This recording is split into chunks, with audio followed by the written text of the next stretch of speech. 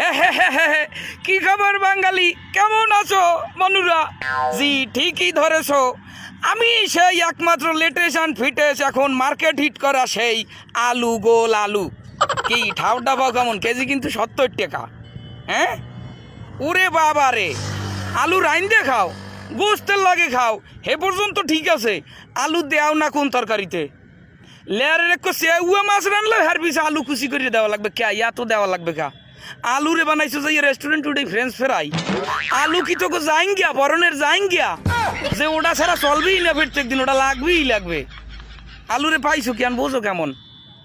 সারা দেশে এখন আমিই একমাত্র সেলিব্রিটি। কি বোঝো কেমন? কেজি কিন্তু 70 টাকা। হ্যাঁ যেখানে যাবা আলু, যে তরকারি রানবা আলু, আলু ভর্তা, মানে তরকারি প্রত্যেক 3 বেলায় আলু লাগবে 6 বেলা। কাই এত লাগবে কা? আর ওই দেশের হালার ভালাগো একটা জিনিসের দাম বাড়লে ওটারে কিনবে বেশি হইয়া ক্যা? পেঁয়াজের দাম বাড়ছে, সেখানে তোরা পেঁয়াজটা না কিনতি, পেঁয়াজ পড়ছে সব মরতে।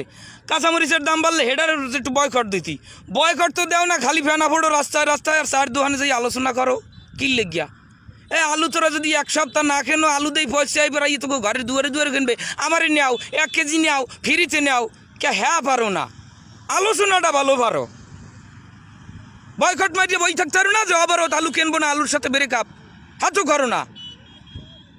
আর দাম কি সরকার বাড়ায়? দাম তো সিন্ডিকেট করে। হ্যাঁ সিন্ডিকেটের বিরুদ্ধে তোরা কেউ আলু কিনিস নি 1 মাস, দেখ মান দেয় হাইবার আলুর দামটা কোনানে থাকে। হ্যাঁ তো বোঝো না, খালি ভারো সমালোচনা করতে। আরও খাইস আলুর দাম বাড়াই দিস, ধরিয়া একটারে আলু ভর্তা বানাই দিতে হয়, আলু ভর্তা।